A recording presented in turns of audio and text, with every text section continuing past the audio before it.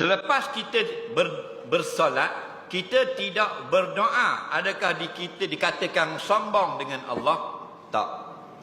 Orang yang tidak berdoa lepas solat tidak masuk dalam kategori sombong.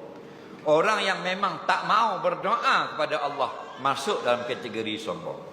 Tidak berdoa lain, tidak mau berdoa lain.